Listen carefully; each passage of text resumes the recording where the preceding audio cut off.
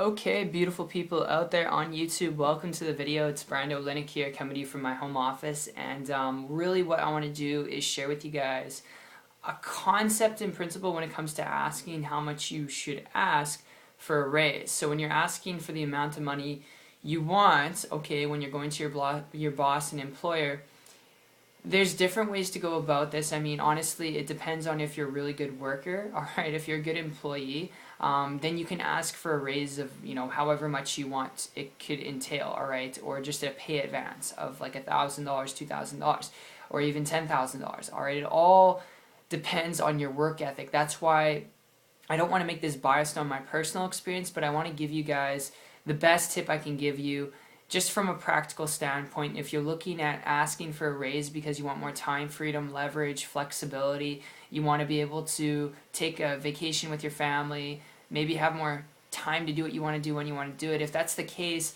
honestly, be your own boss. And I know that sounds very blunt and upfront with you, but without beating around the bush, it wasn't until I stopped asking for raises, it wasn't until I stopped waiting for a pay raise every 2-3 years, that when I finally, decided to become my own boss, things started to change. What do I mean by that? A year and a half ago, I was a baker in a restaurant working 40 to 50 hours a week. I started off as a dishwasher.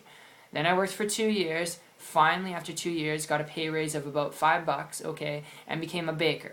Now, I worked as a baker for about a year, okay, and it was just gruelingly painful. The extra $5 was definitely not worth it, and I knew there was so much more that I had to offer to the marketplace. I knew I was worth so much more than what I was getting paid, and I wasn't even able to really thrive in life with what I was getting paid. I was just surviving in life. I don't know if you can feel that way or if you've ever felt that way, but that's where I was at.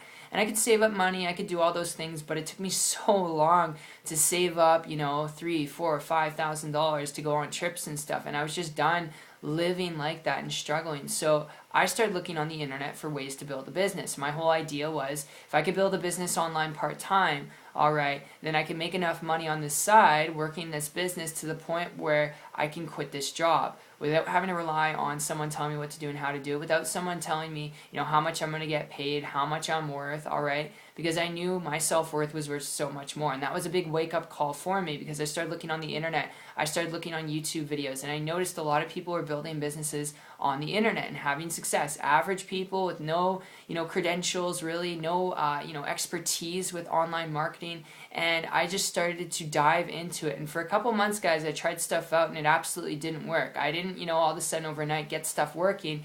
But it wasn't until I came across an individual months into researching, who was building a business in a certain way online, who wasn't bugging their friends and family, who wasn't, chasing people around with a stick trying to get them an opportunity. And because they weren't building a business that way, I began to model and copy them. And it took me 3 months after that point to create a full-time income business working part-time online and quit my job. And I share this with you because, yes, when it comes to the amount of money you could ask for a raise, you can do that, You can go to your employer, but it ultimately will come down to how good of an employee you've been, If you're a good working employee, you can ask for a cash advance. If you're a good working employee, you can ask for a raise of, $5, $10. Negotiate with them. The higher, the better, because you'll fall lower, and, it's better than saying, can I get a pay raise of 50 cents or $1?